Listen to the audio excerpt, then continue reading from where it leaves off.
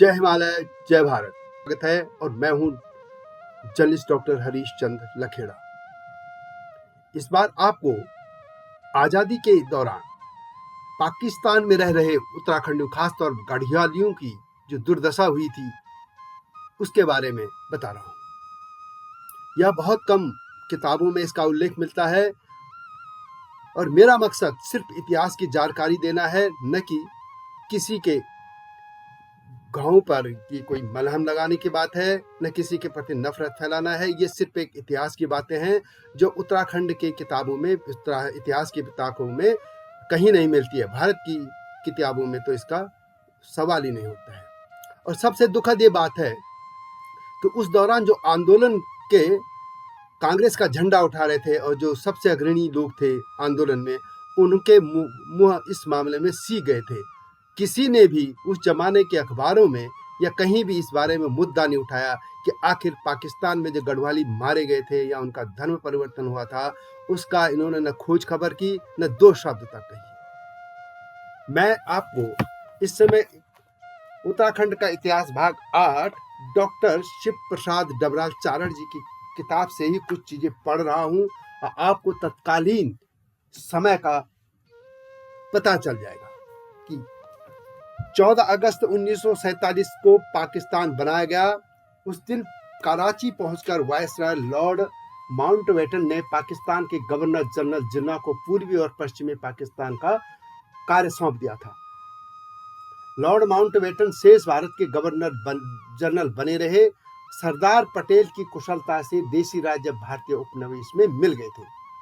कश्मीर पर अधिकार करने के लिए जिन्ना ने सितंबर 47 में कबालियों के साथ अनेक सैनिकों के भेज पर कश्मीर पर आक्रमण करवाया था और कश्मीर का लगभग आधा हिस्सा हस्तगत कर लिया था।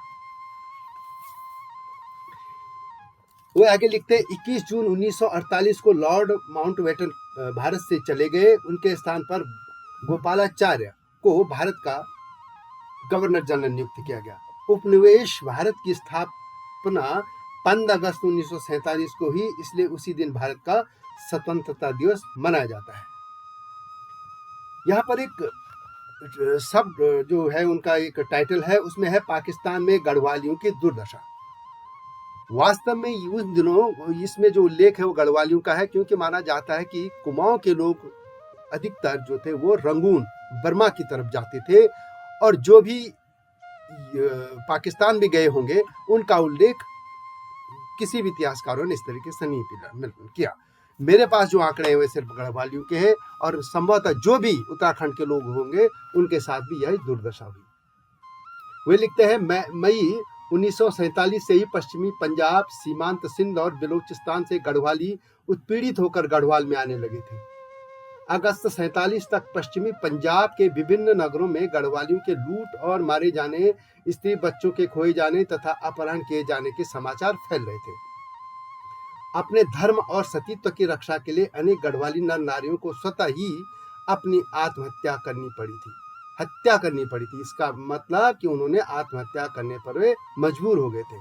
सहस्त्रों गढ़वाली असहाय अवस्था में धर्मांध मुसलमानों के घेरे में पड़ रहे थे। गढ़वाल स्थित प्रवासी और अवसरवादी गढ़वाली नेताओं ने उनके संबंध में एक शब्द तक नहीं निकाला।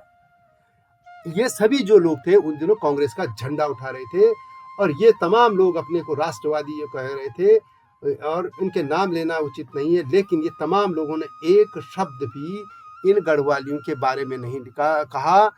लगता है कि उनको इनकी जो धर्मनिरपेक्षता थी वह सिर्फ मुस्लिम तुष्टिकरण तक, तब से ये पांव पसारने लगी थी, यह जहर तभी से बोया जाने लग गया था। डॉक्टर डबराल लिखते हैं, क्वेटा में हिंदुओं के व्यवसाय अगस्त से ही कई माह पूर्व ही बंद हो गए थे। वहां कई सहस्त्र गढ़वाली थे जो छोटे छोटे व्यवसाय नौकरी करते थे। पाकिस्तानियों ने हिंदुओं से किसी भी प्रकार का लेन देन करना सर्वत्र निषिद्ध कर दिया था। फलतः अगस्त 47 से तनिक पूर्व, यानी कुछ समय पूर्व ही, सहस्त्रों हिंदू लगभग, जिनमें 3000 गढ़वाली भी थे, क्वेटा में अपनी सारी संपत्ति छोड़कर लौट चुके थे। जो वही रह गए उन पर न जाने क्या बीती। अगस्त मास तक गढ़वाल में हिंदुओं को यद्यपि पाकिस्तान में हिंदू पर हुए अत्याचारों की सूचना मिल रही थी और सहस्त्रों हिंदू पाकिस्तान से अकिंचन बनकर गढ़वाल आ रहे थे, फिर भी यहाँ हिंदू मुसलमानों के मध्य कोई तनाव नहीं हुआ। 2 सितंबर 1947 को क्वेटा तथा पाकिस्तान के अन्य भागों में नौकरी करने वाले गढ़वाली कई सप्ताह तथा शरणार्थी शिविरों में दयनीय जीवन बिताकर घर लौटे थे। उनकी संख्या लगभग 300 थी। दुगड्डा के पास एक छोटी मोटी घटना जरूर हुई थी, लेकिन बाकी कहीं भी उन पर कोई यहाँ पे मुसलमानों पे कोई अत्याचार नहीं किया गया था। और खास बात यह है कि दुगड्डा में जब मुस्लिम वापस जा रहे थे तो उन्होंने वहाँ पे जो धोबी घाट में लोगों के कपड़े थे उनको इन्होंने जला दिया था। दुगड्डा में छुटपुट घटना को छोड़कर गढ़वाल में सांप्रदायिक तनाव की केवल यही घटना हुई। उन दिनों अनुमान लगाया जाता है कि पाकिस्तान के शरणार्थी शिविरों में लगभग 10,000 गढ़वाली नर नारी और बच्चे हैं। लगभग 2,000 गढ़वाली नारियों और बच्चों को मुसलमान उठा ले गए थे तथा लगभग 1,000 गढ़वाली मारे गए हैं। इस तरह की सूचनाएं आ रही थी। शरणार्थी शिविरों से गढ़वाली 2-3 माह पश्चात गढ़वाल पहुंच सके थे। कुछ शिविरों में ही मर गए तथा कुछ शिविरों पर हुए आक्रमणों में मारे गए। गढ़वालियों की जो संपत्ति पाकिस्तान में छूट गई थी उसके मूल्य करोड़ों में आंका गया था। वहां नगरों और कई गढ़वालियों ने अपने मकान बना लिए थे तथा कुछ ने हौजरी के कारखाने खोल दिए थे। कई व्यक्तियों ने वहां दूध की दुकानें खोली थी। कईयों की वहां अपनी मोटर गाड़ियां व टैक्सियां भी थी। कुछ ने वहां अपने विद्यालय और कॉलेज खोले थे। कई व्यक्ति मंदिरों में पुजारी, ज्योतिषी, पुरोहित और अध्यापक आदि पदों पर थे। सिंध प्रांत में बहुत से गढ़वाली शरणार्थी बंबई के मार्ग से लौट सके। उनमें से कुछ वे लोग थे जिन्हें पहले मान लिया गया था। भारत को स्वतंत्रता प्राप्त जो हुई थी वह बहुत महंगी पड़ी। लाखों निरपराध व्यक्तियों का रुधिर तो बहाया गया, लाखों नारियों का अपहरण भी किया गया था।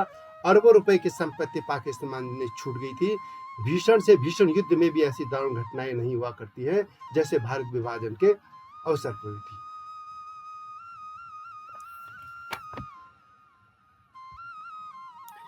डॉक्टर चारण की पुस्तक में एक गढ़वाली के पाकिस्तान से भारत पहुंचने की यात्रा का जो दुखद वर्णन है उसमें वे लिखते हैं, मैं पूरी पंजाब में स्थित सुद्दारी से सितंबर से द्वितीय सप्ताह में 4 दिन पैदल चलकर जालंधर पहुंचा। वहां से मालगाड़ी के डिब्बों को जोड़ने के स्थान पर जो बाहर निकला हुआ वृत्ताकार भाग होता है उस पर बैठकर जालंधर से अंबाला की ओर चला। जालंधर से अंबाला पहुंचने में मुझे 3 दिन लगे, जिनमें मुझे केवल थोड़े से चनों को चबाकर रहना पड़ा। मुझे 3 मालगाड़ियों में उसी प्रकार बैठकर वहां पहुंचना पड़ा। अंबाला से आगे गोली चलाकर मालगाड़ी की छत पर बैठे हुए शरणार्थियों को उतार दिया गया। फलता अंबाला से मैं अपने 2 साथियों के साथ रात में 10 बजे रेत की पटरी होते यमुना के पुल तक पहुंचा। वहां जो सशस्त्र पुलिस थी उसने रोक दिया था। मैंने उनसे कहा कि मैं अपने घर गढ़वाल में जा रहा हूं, किंतु उन्हें कुछ न सुनी। रात्रि हमें स्टेशन के बाहर बैठकर बितानी पड़ी। 4 बजे के लगभग हमारी देखरेख के लिए बिठाए गए एक पुलिस का सिपाही जब शौचालय जाने लगा, दूसरी ओर जा रहा था, तो स्टेशन मास्टर ने, जो होशियारपुर का था, निवासी था, हमें पास ही स्थित होकर मोटर मार्ग से चले जाने को कहा। जैसे मोटर पुल को पार करके संयुक्त प्रदेश की सीमा में पहुंचे, मतलब उत्तर प्रदेश, हमें सशस्त्र पुलिस ने रोक दिया। हम लगभग 2 दिन से भूखे थे। 6 घंटे तक हमें वहीं रोके रखा गया। अंत में एक हवलदार के संरक्षण में जो कुमाऊनी था, हमें सरवासा के थाने की ओर भेजा गया। थाने के निकट हम एक हलवाई की दुकान पर बासी जलेबियां खरीद कर खाने ही बैठे थे कि मुसलमानों की भारी भीड़ ने हमें घेर लिया। सूचना पाकर सरवासा थाने का सिख थानेदार हमें थाने ले गया। वो हमें 4 घंटे तक रोके रखा। कोयला से लदे हुए एक ट्रक को देखकर, जिसका ड्राइवर सिख था, हम लोग थाने से भागकर उस ट्रक में चढ़ गए और कोयले पर लेट गए। ड्राइवर ने हमें सहारनपुर स्टेशन से कुछ पहले उतार दिया। फिर पैदल चलकर हम सहारनपुर स्टेशन में पहुंचे। वहां हिंदुस्तान के मुसलमानों से भरी हुई स्पेशल गाड़ियां पाकिस्तान जाने को खड़ी थी। मुसलमान अपने साथ अपनी सारी सामग्री ले जा रहे थे। उनकी सुरक्षा का कड़ा इंतजाम था। किसी भी हिंदू को प्लेटफॉर्म पर जाने की अनुमति नहीं थी।